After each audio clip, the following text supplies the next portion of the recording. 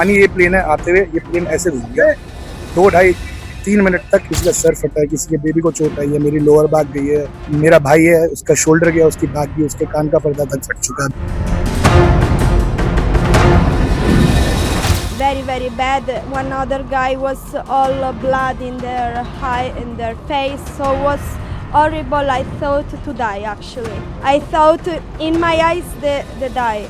कल्पना कीजिए आप हजारों फीट की ऊंचाई पर उड़ रहे हों, अचानक फ्लाइट जोर जोर से हिलने लगे और ऐसा महसूस हो कि प्लेन नीचे की ओर गिर रहा है। यात्रियों की चीखें गूंजने लगें और ऊपर लगी छत के पैनल में दरारें आ जाएं, तो आपका कैसा हाल होगा। ठीक ऐसा ही खौफनाक मंजर देखने को मिला एयर इंडिया की थाईलैंड से दिल्ली आ रही फ्लाइट में, जहां भीषण टर्बुलेंस ने यात्रियों की सांसें रोक दी। कई यात्री घायल हुए हैं, विमान करीब 300 फीट नीचे आ गया। टर्बुलेंस इतना भयानक था कि किसी के कान में तो किसी को कोई गर्दन में जो है भयानक चोटें आई हैं। रिपोर्ट्स के मुताबिक इस घटना में 12 यात्री बुरी तरह से घायल हुए हैं। लेकिन टर्बुलेंस आखिर होता क्या है, जो आज पैसेंजर्स की जान लेने पर उतारू हुआ आया था। और सबसे जरूरी सवाल, क्या टर्बुलेंस की वजह से प्लेन क्रैश हो सकता है? ये हम आपको आगे समझाएंगे। पहले सुनिए फ्लाइट में बैठे यात्रियों को जो खौफनाक मंजर का सामना करना पड़ा, उनकी आप बीती क्या रही, ये आप सुनिए। मानिए ये प्लेन है, आते हुए ये प्लेन ऐसे घूम गया, 2-2.5-3 मिनट तक ऐसे ही चलता रहा, ऐसे ही चलता रहा।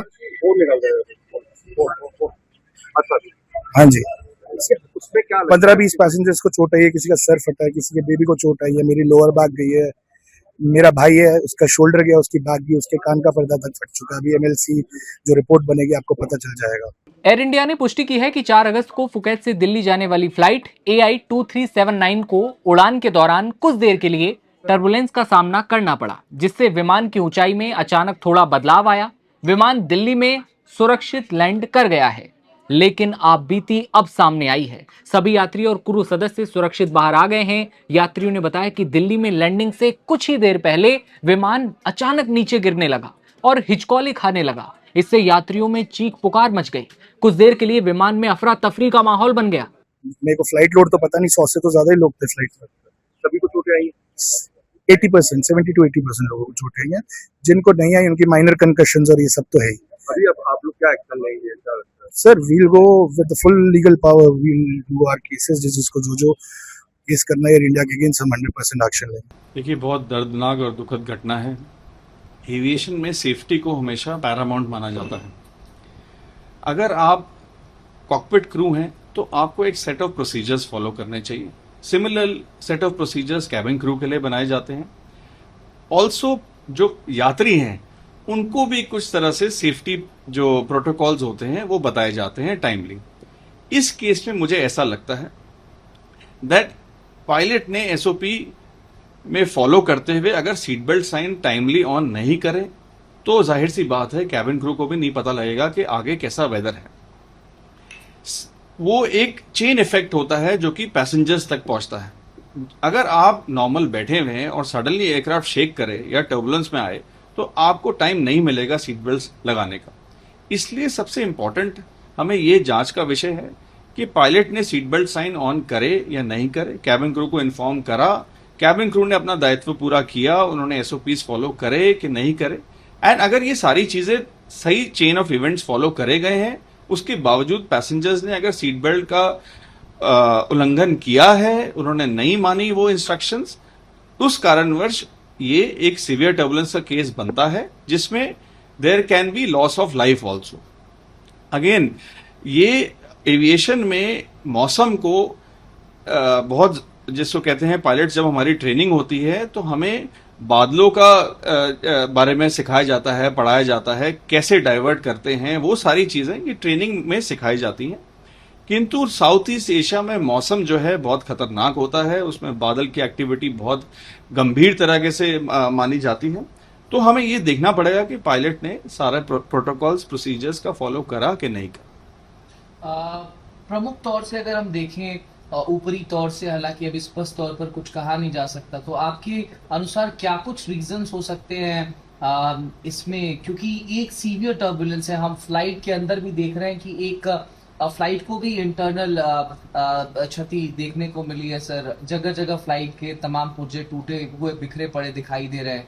तो इतना बड़ा टर्बुलेंस, क्या कोई नेग्लिजेंस भी हो सकता है? देखिए, आपने बड़ा अच्छा एक विषय रखा है कि टर्बुलेंस कैसा होता है। टर्बुलेंस की कैटेगरी होती है light, medium, heavy, severe.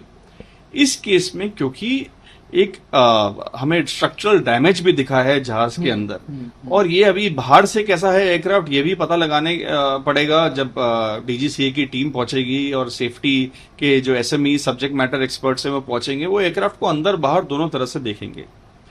Generally ऐसा फील किया गया है कि ये एक वेदर रिलेटेड फिनोमेना होता है।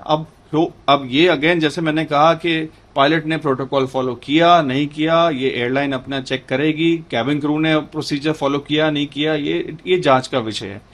किंतु साउथ ईस्ट एशिया में जैसे आपने बताया फ्लाइट फुकेट से दिल्ली आ रही थी, मौसम अगर इनकाउंटर हुआ है, अगर बादल इनकाउंटर हुए हैं और उसके बावजूद ये ऐसी घटना हुई है तो ये बहुत ही दुखद घटना है। अगेन मैं बोलूंगा एविएशन बहुत सेफ्टी रिलेटेड एक इंडस्ट्री है, उसमें किसी भी तरीके का सॉरी अलाउड नहीं होता।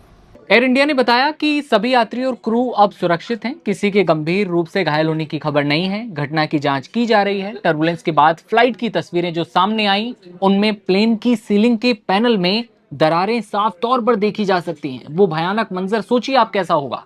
लेकिन अब समझिए कि टर्बुलेंस आखिर होता क्या है। टर्बुलेंस का मतलब है कि हवा का बहाव अचानक बदल जाना, जिससे कि विमान को झटके लगने लगते हैं। इसमें प्लेन ऊपर नीचे या दाएं बाएं हिल सकता है और कभी कभी कुछ फीट नीचे भी आ जाता है, और इसी वजह से यात्रियों को लगता है कि विमान गिर रहा है। हालांकि ज्यादातर मामलों में ऐसा नहीं होता। विमान को स्थिर उड़ाने के लिए उसके पंख यानी कि विंग्स के ऊपर और नीचे से हवा का समान बहाव जरूरी होता है। लेकिन जब मौसम, तेज हवाओं या दूसरे कारणों से यह बहाव बिगड़ जाता है तो एयर पॉकेट्स बनते हैं, और इन्हीं की वजह से जो पैदा होता है उसे कहते हैं टर्बुलेंस। अब सवाल कि इसकी वजह से क्या प्लेन क्रैश हो सकता है? मॉडर्न टेक्नोलॉजी और बेहतर सिक्योरिटी सिस्टम की वजह से आज टर्बुलेंस से विमान हादसे की आशंका काफी कम हुई है। हालांकि बहुत गंभीर टर्बुलेंस या खराब मौसम में दुर्घटना का खतरा पूरी तरह से खत्म नहीं होता। हालांकि आज के आधुनिक विमान हर तरह के टर्बुलेंस को झेलने के हिसाब से बनाए जाते हैं।